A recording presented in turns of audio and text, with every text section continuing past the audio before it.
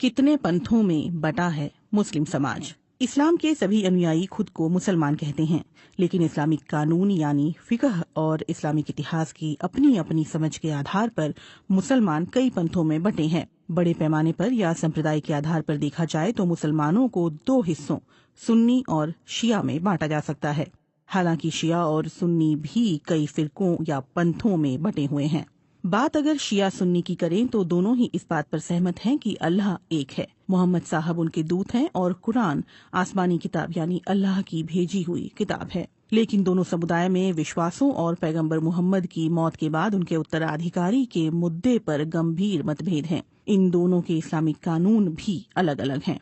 सुन्नी या सुन्नत का मतलब उस तौर तरीके को अपनाना है जिस पर पैगंबर मोहम्मद ने खुद अमल किया हो और इसी हिसाब से वो सुन्नी कहलाते हैं। ये 570 से 632 ईस्वी का दौर था। एक अनुमान के मुताबिक दुनिया के लगभग 80 से 85% मुसलमान सुन्नी हैं, जबकि 15 से 20% के बीच शिया हैं। सुन्नी मुसलमानों का मानना है कि पैगंबर मोहम्मद के बाद उनके ससुर हजरत अबू बकर 632 से लेकर 634 ईस्वी तक मुसलमानों के नए नेता बने, जिन्हें खलीफा कहा गया।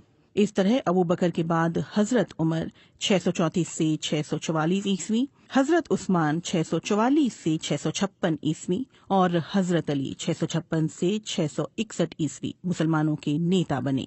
इन चारों को खुलफाए राशिदीन यानी सही दिशा में चलने वाला कहा जाता है। इसके बाद से जो लोग आए वो राजनीतिक रूप से तो मुसलमानों के नेता कहलाए, लेकिन धार्मिक एतबार में उनकी अहमियत कोई खास नहीं थी। जहां तक इस्लामिक कानून की व्याख्या का सवाल है, सुन्नी मुसलमान मुख्य रूप से 4 समूहों में बटे हैं। हालांकि 5वां समूह भी है जो इन चारों से खुद को अलग कहता है। इन 5 के विश्वास और आस्था में भी बहुत अंतर नहीं है, लेकिन इनका मानना है कि उनके इमाम और धार्मिक नेता ने इस्लाम की सही व्याख्या की है। दरअसल सुन्नी इस्लाम में इस्लामी कानून के 4 प्रमुख स्कूल हैं।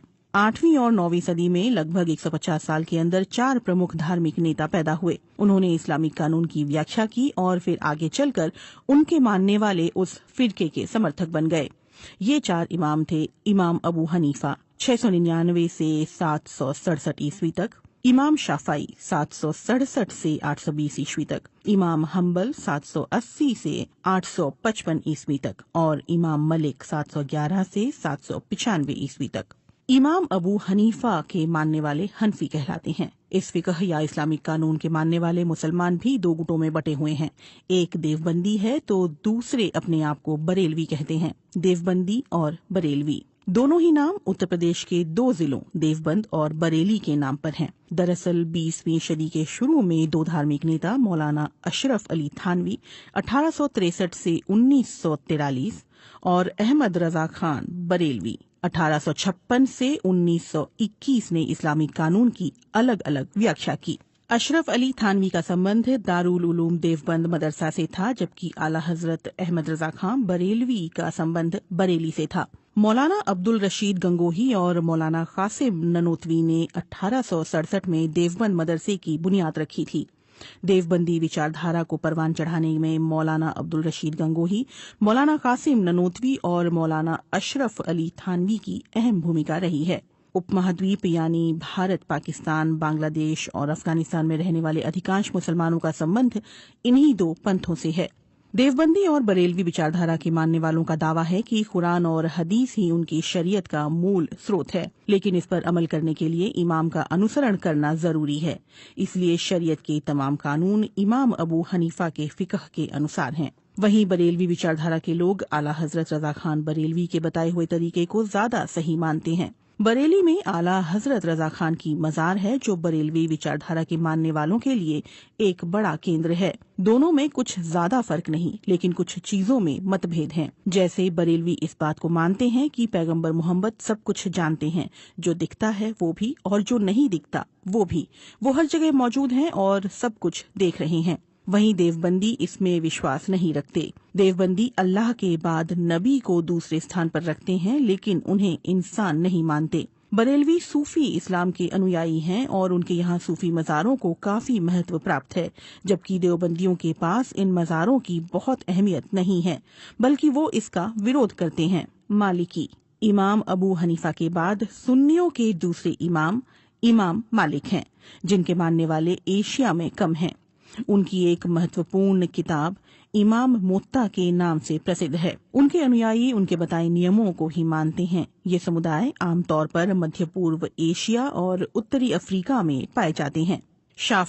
शाफई इमाम मालिक के शिष्य हैं और सुन्नियों के तीसरे प्रमुख इमाम हैं।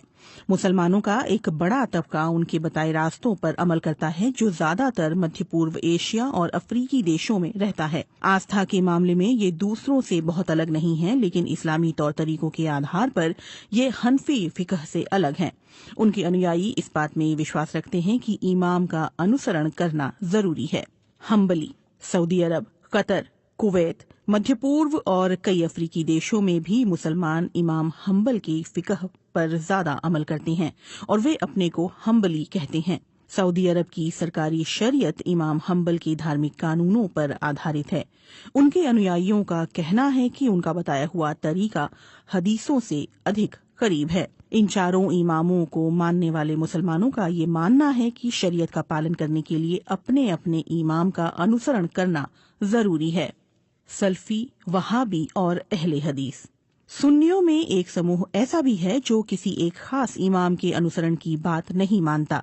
उनका कहना है कि शरीयत को समझने और उसका सही ढंग से पालन करने के लिए सीधे कुरान और हदीस यानी पैगंबर मोहम्मद के कहे हुए शब्द का अध्ययन करना चाहिए। इसी समुदाय को सल्फी और अहले हदीस और वहाबी आदि के नाम से जाना जाता है। ये संप्रदाय चार इमामों के ज्ञान, उनके शोध अध्ययन और उनके साहित्य की कद्र करता है, लेकिन उसका कहना है कि इन इमामों में से किसी एक का अनुसरण अनिवार्य नहीं है। उनकी जो बातें कुरान और हदीस के अनुसार हैं, उस पर अमल तो सही है, लेकिन किसी भी विवादास्पद चीज में अंतिम फैसला कुरान और हदीस का मानना चाहिए।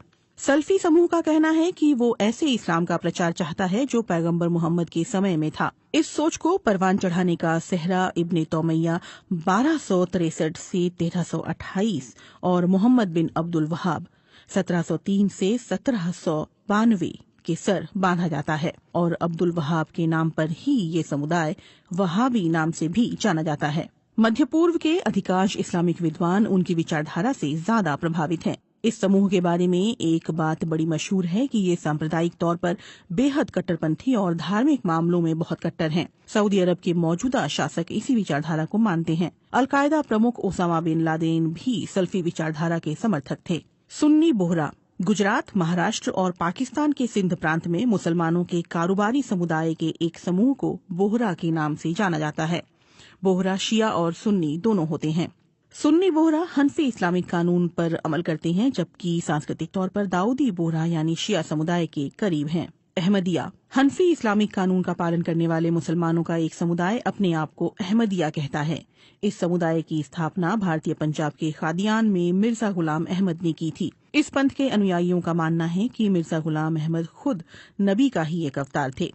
उनके मुताबिक वे खुद कोई नई शरीयत नहीं लाए, बल्कि पैगंबर मोहम्मद की शरीयत का ही पालन कर रहे हैं, लेकिन वे नबी का दर्जा रखते हैं। मुसलमानों के लगभग सभी संप्रदाय इस बात पर सहमत हैं कि मोहम्मद साहब के बाद अल्लाह की तरफ से दुनिया में भेजे गए दूतों का सिलसिला खत्म हो गया है, लेकिन अहमदियों का मानना है कि मिर्जा गुलाम अहमद ऐसे धर्म सुधारक थे जो नबी का दर्जा रखते हैं। बस इसी बात पर मतभेद इतने गंभीर हैं कि मुसलमानों का एक बड़ा वर्ग अहमदियों को मुसलमान ही नहीं मानता। हालांकि भारत, पाकिस्तान और ब्रिटेन में अहमदियों की अच्छी खासी संख्या है। पाकिस्तान में तो आधिकारिक तौर पर अहमदियों को इस्लाम से खारिज कर दिया गया है। शिया मुसलमानों की धार्मिक आस्था और इस्लामिक कानून सुन्नियों से काफी अलग हैं। वो पैगंबर मोहम्मद के बाद खलीफा नहीं बल्कि इमाम नियुक्त किए जाने के समर्थक हैं। उनका मानना है कि पैगंबर मोहम्मद की मौत के बाद उनके असल उत्तराधिकारी उनके दामाद हजरत अली थे। उनके अनुसार पैगंबर मोहम्मद भी अली को ही अपना वारिस घोषित कर चुके थे, लेकिन धोखे से उनकी जगह हजरत अबू बकर को नेता चुन लिया गया। शिया मुसलमान मोहम्मद के बाद बने 3 खलीफा को अपना नेता नहीं मानते, बल्कि उन्हें गासिब कहते हैं। गासिब अरबी का शब्द है जिसका अर्थ हड़पने वाला होता है। उनका विश्वास है कि जिस तरह अल्लाह ने मोहम्मद साहब को अपना पैगंबर बनाकर भेजा था, उसी तरह से उनके दामाद अली को भी अल्लाह ने ही इमाम या नबी नियुक्त किया था और फिर इस तरह से उन्हीं की संतानों से इमाम होते रहे। आगे चलकर शिया भी कई हिस्सों में बंट गए। इस्ना अशरी सुन्नियों की तरह शियाओं में भी कई संप्रदाय हैं, लेकिन सबसे बड़ा समूह इस्ना अशरी यानी 12 इमामों को मानने वाला समूह है। दुनिया के लगभग 75% शिया इसी समुदाय से संबंध रखते हैं। इस्ना अशरी समुदाय का कलमा सुन्नियों के कलमे से भी अलग है। उनके पहले इमाम हजरत अली हैं और अंतिम यानी 12वें इमाम जमाना यानी इमाम महदी हैं। वो अल्लाह, कुरान और हदीस को मानते हैं, लेकिन केवल उन्हीं हदीसों को सही मानते हैं जो उनके इमामों के माध्यम से आए हैं। कुरान के बाद अली के उपदेश पर आधारित किताब नहजुल बलागा और अल काफी भी उनकी महत्वपूर्ण धार्मिक पुस्तकें हैं। ये संप्रदाय इस्लामिक धार्मिक कानूनों के मुताबिक जाफरिया में विश्वास रखता है। ईरान, इराक, भारत और पाकिस्तान सहित दुनिया के अधिकांश देशों में इस्ना अशरी शिया समुदाय का दबदबा है। जैदिया शियाओं का दूसरा बड़ा सांप्रदायिक समूह जैदिया है, जो 12 के बजाय केवल 5 इमामों में ही विश्वास रखता है। इसके 4 पहले इमाम तो इस्ना अशरी शियाओं के ही हैं, लेकिन 5वें और अंतिम इमाम हुसैन हजरत अली के बेटे के पोते जैद बिन अली हैं, जिसकी वजह से वो जैदिया कहलाते हैं। उनके इस्लामिक कानून जैद बिन अली की एक किताब मजमऊल फिकह से लिए गए हैं। मध्य पूर्व के यमन में रहने वाले हौसी जैदिया समुदाय के मुसलमान हैं। इस्माइली शिया शियाओं का ये समुदाय केवल 7 इमामों को मानता है और उनके अंतिम इमाम मोहम्मद बिन इस्माइल हैं और इसी वजह से उन्हें इस्माइली कहा जाता है। इस्ना अशरी शियाओं से इनका विवाद इस बात पर हुआ कि इमाम जाफर सादिक के बाद उनके बड़े बेटे इस्माइल बिन जाफर इमाम होंगे या फिर दूसरे बेटे। इस्ना अशरी समूह ने उनके दूसरे बेटे मूसा काजिम को इमाम माना और यहीं से 2 समूह बन गए। इस तरह इस्माइलियों ने अपना 7वां इमाम इस्माइल बिन जाफर को माना। उनकी फिकह और कुछ मान्यताएं भी इस्ना अशरी शियाओं से कुछ अलग हैं। दाऊदी बोहरा बोहरा का एक समुदाय जो दाऊदी बोहरा कहलाता है, इस्माइली शिया फिकह को मानता है और इसी विश्वास पर कायम है। अंतर यह है कि दाऊदी बोहरा 21 इमामों को मानते हैं। उनके अंतिम इमाम इमाम तैयब अब्दुल कासिम थे, जिसके बाद आध्यात्मिक गुरुओं की परंपरा है। इन्हें दाई कहा जाता है और इस तुलना में 52वें दाई सैयदना बुरहानुद्दीन रब्बानी थे।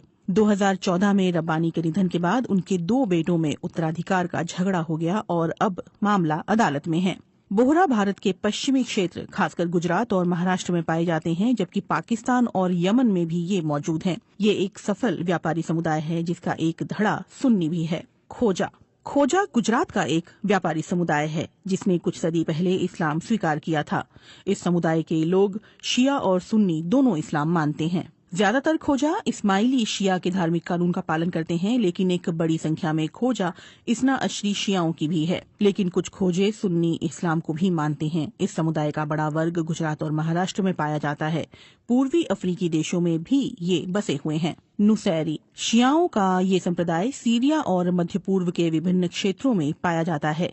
इसे अलावी के नाम से भी जाना जाता है। सीरिया में इसे मानने वाले ज्यादातर शिया हैं और देश के राष्ट्रपति बशर अल असद का संबंध इसी समुदाय से है। इस समुदाय का मानना है कि अली वास्तव में भगवान के अवतार के रूप में दुनिया में आए थे।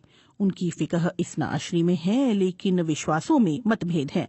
नुसैरी पुनर्जन्म में भी विश्वास रखते हैं और कुछ ईसाइयों की रस्में भी उनके धर्म का हिस्सा हैं। इन सब के अलावा भी इस्लाम में कई छोटे छोटे पंथ पाए जाते हैं।